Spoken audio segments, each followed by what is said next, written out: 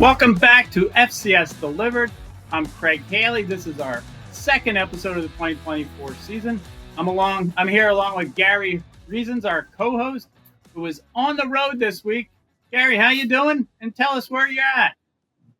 Craig, I'm having a great time. I'm actually here in New Jersey. I'm in the Meadowlands. I'm doing some things with the Giants this week. I was at training camp yesterday, seeing all the fans out there for the Giants practice against the Detroit Lions, and I'm going to attend the preseason ball game here tomorrow night in New Jersey as they do take on the Lions in that first preseason opener. So doing some things with the Giants and having a great time this week in New Jersey. Of course, Gary won 2 Super Bowls with the New York Giants, and he's a 3-time FCS All-American at Northwestern State. Just thrilled to always have him to talk FCS week to week. Now, Gary, our producers are Seth Biley and Graham Bell. You can find FCS Delivered so many places. If you want to listen to us, you could just go to Amazon, Apple, Spotify, Stitcher, iHeartRadio. Of course, you could be watching us on TheAnalyst, YouTube, our YouTube channel, which all you have to do is search FCS Delivered. Or this year, Urban Edge Network's HBCU Plus, a new way to watch us from week to week. Now, Gary, we got a lot to talk about, of course. Last week, you started setting up the 2024 season.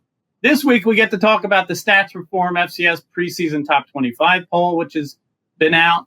And we have a special guest, Gary, Hardy L. Pelt, Urban Edge Network. He is here to talk about the new partnership with Urban Edge Network and Stats Perform in the HBCU Plus. Really a lot to go about. But Gary, let's start with the top 25 poll because you and I are voters, 56 voters nationally.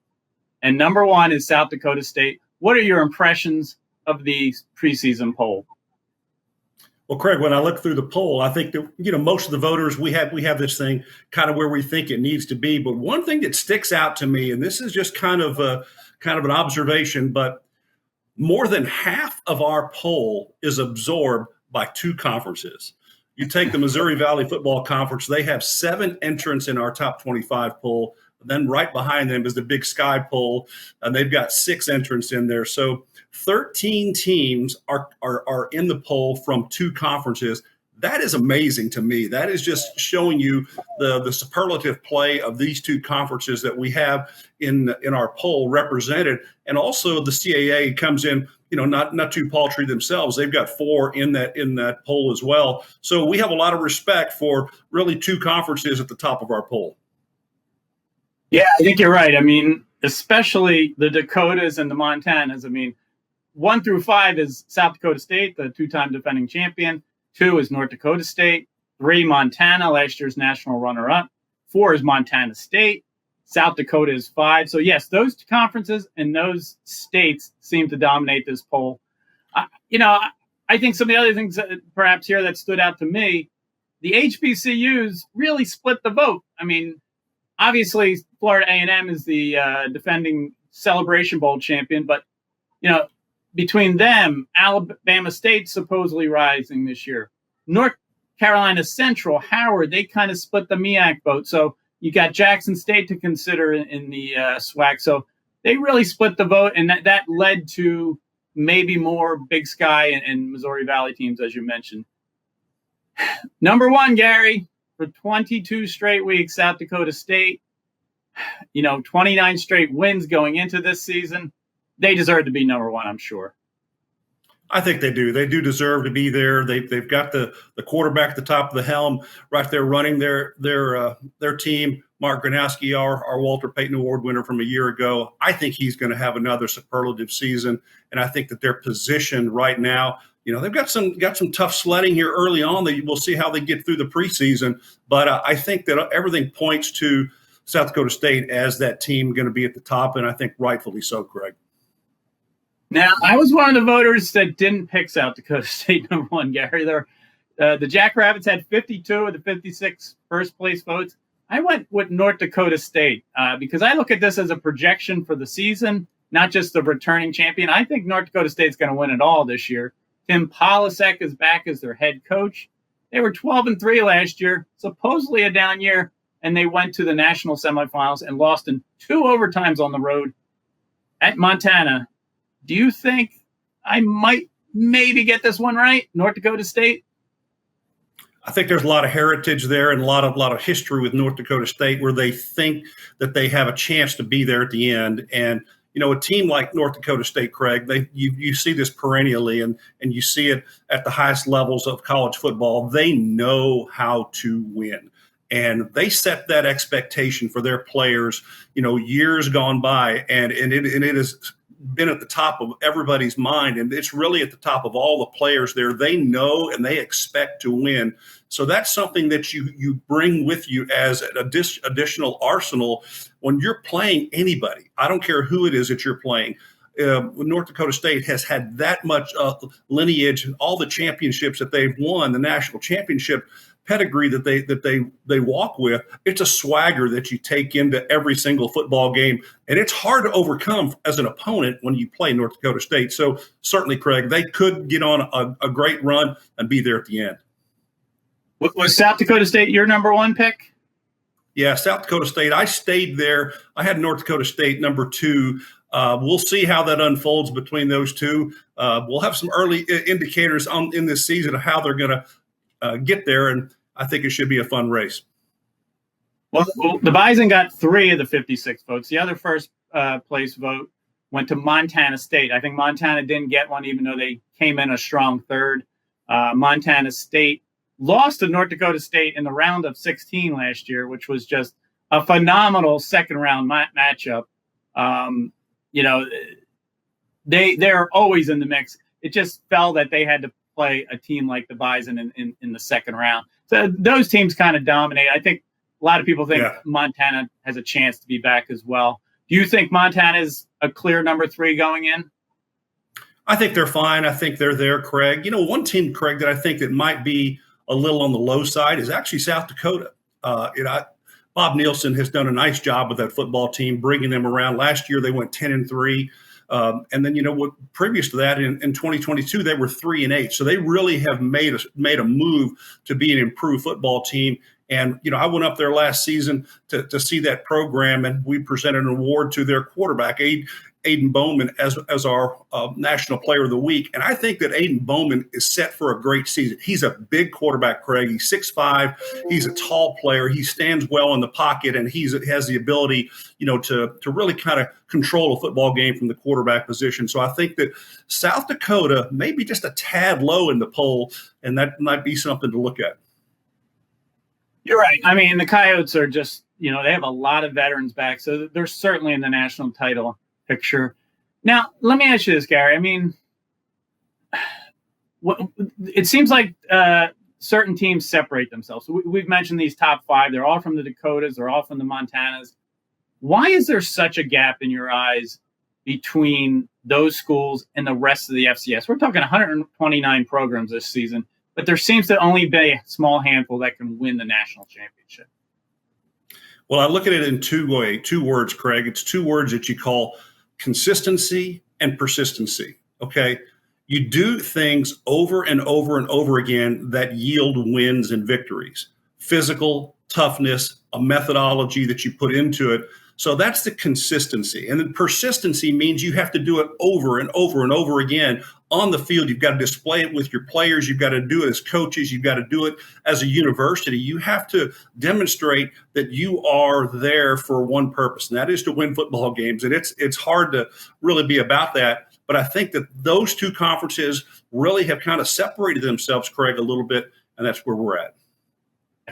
Gary, you mentioned 7 Missouri Valley teams, 6 from the Big Sky. You mentioned CAA came in with 4. Villanova, Richmond, William & Mary, UAlbany, they were all in the preseason top 25. Another conference of note, Southern Conference. 3 teams, Chattanooga, Furman, Western Carolina, they were all in the top 25.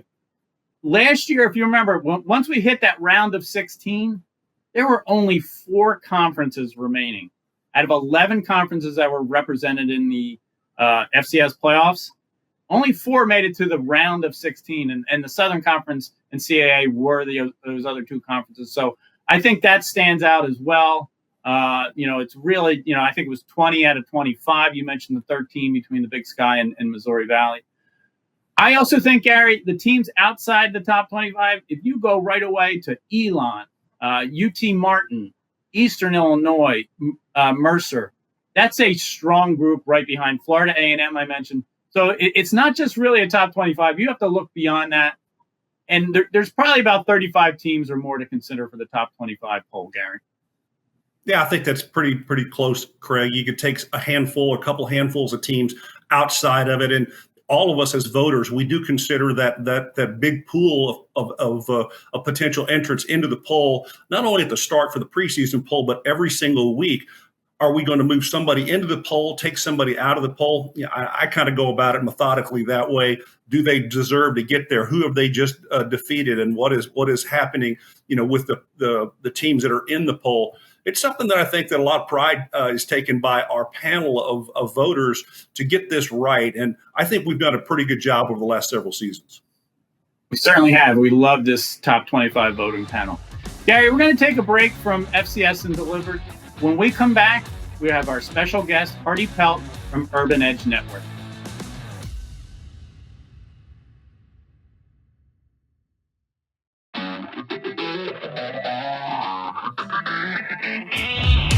Welcome back to FCS Delivered, our second segment today. And it's a great one for Gary Reasons and I. We are excited to discuss the new partnership between Urban Edge Network and Stats Perform with Hardy L. Pelt, a founding member and the chief revenue officer of Urban Edge Network. Urban Edge Network is known for its popular streaming platform, HBCU Plus, which offers live and on-demand HBCU sports across Roku, Amazon Fire, Apple, Android, many other platforms. And this partnership that Stats Perform and Urban Edge Network has is going to have an HBCU Plus Team and Player of the Week, and then a season-ending HBCU Plus Player of the Year. Hardy, Gary, and I are thrilled to visit with you. How you doing today? Hey, good morning. I am excited to be here, excited about the partnership, excited about all the things that are going on at Urban Edge Network and HBCU Plus. And this partnership, I think, is going to be transformational within the sports community because it allows these HBCUs now to be recognized nationally and on the same par and the same level as the other FCS family members. Can you tell us a little bit more about Urban Edge Network as a company and as we see this partnership really begin to blossom? Yeah, Urban Edge Network is a 24-hour streaming network specializing in focusing on historically Black colleges and universities for all of the sports that they are and all of the sports that most people don't know. We carry everything.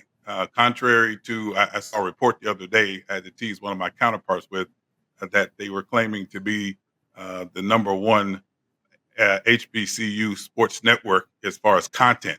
Well, I'm here to tell you for the record, we did well over 210 live events last year, and that's including softball, baseball, soccer, men's and women's basketball, football, even lacrosse from that perspective.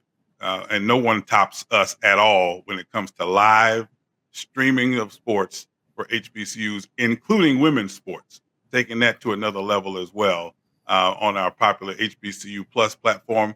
And because we had so many folks reach out to us from the NBA, from the G League, from NAIA, that we've created the HBCU network as well. So 24 hours streaming sports live and a lot of sports that you probably wouldn't see anywhere else come to the platform so we can entertain.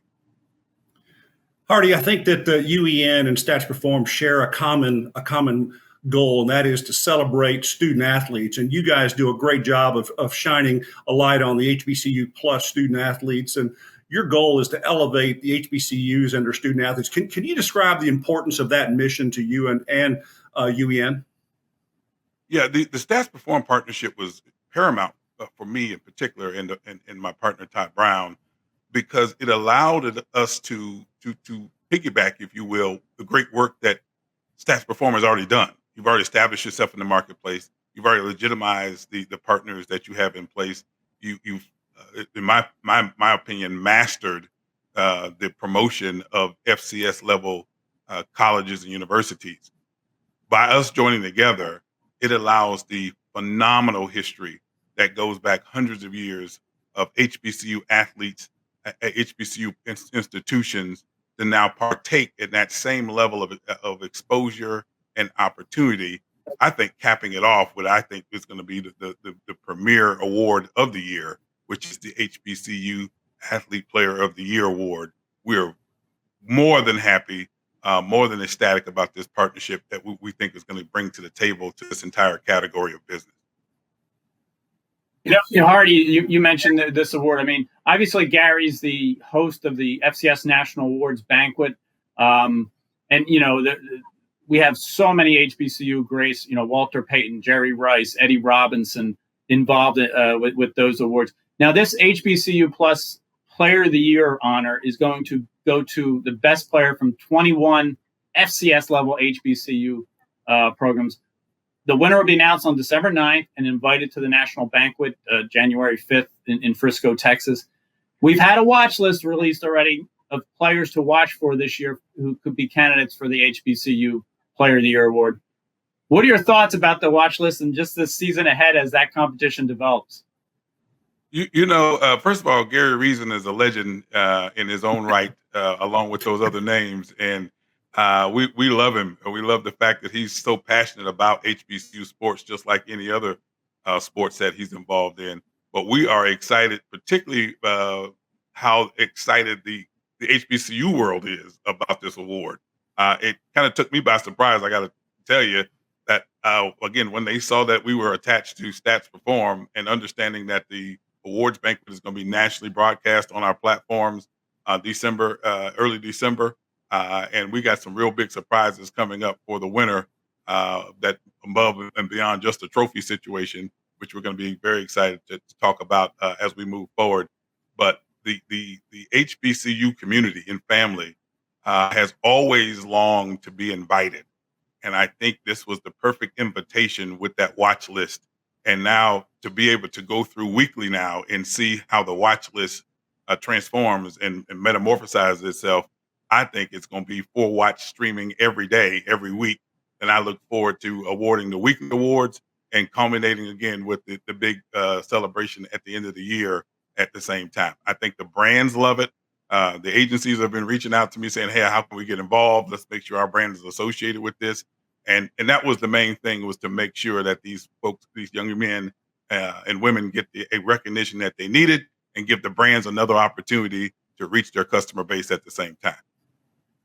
Well, I was going to just share real quickly that the importance of HBCU football is off the charts. The attendance is off the charts. The excitement of that football brand is off the charts. Talk about UEN's passion to bring that football experience to viewers. Very important to us. We wanted to make sure accessibility to the fan base was paramount, as well as the brands that wanted to, and the opportunities to showcase and message for the consumer itself. So it is very important to us. And the quality of the broadcast has taken over as well. So we want to make sure that you can get ease of accessibility, quality broadcast, and give access and exposure to the brands. That's our three main components. I think we've achieved that. Well, Hardy, Pelt, Gary and I appreciate you joining us today. It's been thrilling to talk about this new partnership with Urban Edge Network and Stats Perform. As we go to break here, we will have a video of the entire HBCU Plus Player of the Year watch list.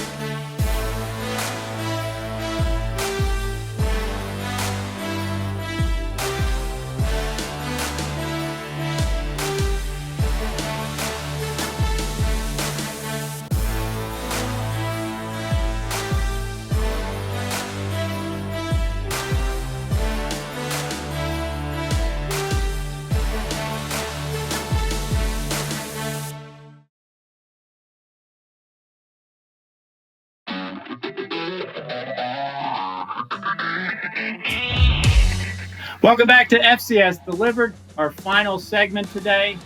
Gary Reasons and I have been setting up the FCS season. We're getting close, Gary. And as you've probably seen on TheAnalyst.com, we've begun our conference by conference previews, and it's all leading up to week 0, August 24th. It's a small schedule, of course, and then the big schedule begins on Thursday, August 29th, and goes through Labor Day weekend. Now, one thing I want to ask you about, Gary, is these early weeks of the season, a lot of FCS versus FBS games. That August 24th, there's Montana State at New Mexico. And then, Thursday, August 29th, we have North Dakota State at Colorado. The national champion, South Dakota State, is at Oklahoma State on August 31st. There's so many of these games. Now, Gary, you would know what it takes to get a big win like this. What does it take for an FCS team to really pull off the FBS upset? I think, first of all, Craig, it has to be that you have a belief that you're going to win the football game, whoever you're playing. And I think that the teams that you mentioned here, all of them have an opportunity in the early weeks here of the season to get started with a great victory. There's going to be some roadblocks that they'll have to overcome. They've got to make sure that they're play flawless football. The thing that you don't want to do is when you go on the road, and most of these games are going to be played on the road in a hostile environment, you can't self-destruct. Self-destruct means that you're going to turn the ball over and you're going to make plays that are not normally what you would be expecting to play like. And somebody's going to have to step up and make some unique plays for that offense or defense in key situations, whether it's causing a turnover or just making a tremendous grab or what have you. There's certain things that go on in games that propel teams a little bit further than they may have even expected that they would be able to take. So this is the first time, Craig, that we will see the new teams for 2024 as they have been developed over the course of the preseason, because now they have all of the freshman players, the transfers all in, and they're all going to be complete. So really it's going to be the first true outing, so to speak, for each one of these football teams. And I like the matchups. You take a look at North Dakota State going against Colorado. That's going to be a tremendous matchup on a Thursday night. That's going to be fun to watch. And I think the South Dakota State going against Oklahoma State is really going to be another marquee opportunity. Those two teams, it wouldn't surprise me that they both come out with victories early in this season, and that would really set the FCS on fire. I love that. We all would love to see that. Now, let me put you on the spot. Let's say South Dakota State and North Dakota State don't pull off these Power 4 upsets. Do you think on Labor Day, the first regular season top 25 poll, will somebody other than those two teams be number one if they don't pull off the upsets? It all comes down to how they perform against that high-level talent. And that's really what it's going to come out to. So there's going to be a lot of eyeballs focused on those two ball games, going to be national audiences. So I think it's going to give them an opportunity to really display what type of team that they are, playing against a very quality opponent at an FBS school. And both teams, if they don't get the victory, if they compete at a high level and really bring it down to the wire really competitively, I don't think it's going to affect them greatly in the polls. So if they, conversely though, if they kind of stink it up, either of them, they could tumble a little bit. Very good point, Gary. Gary, that wraps it up this week for FCS Delivered. We see you on the road. We hope to have you back home safe and sound in another week. Gary, thank you. And it's been a great week with Hardy Pelt being our guest, talking FCS poll. I'm sure you're looking forward to that opening day. Oh, yeah, it'll be fun. Have a good week, everybody. Thank you for everybody for joining in. We hope you watch us each week with FCS Delivered.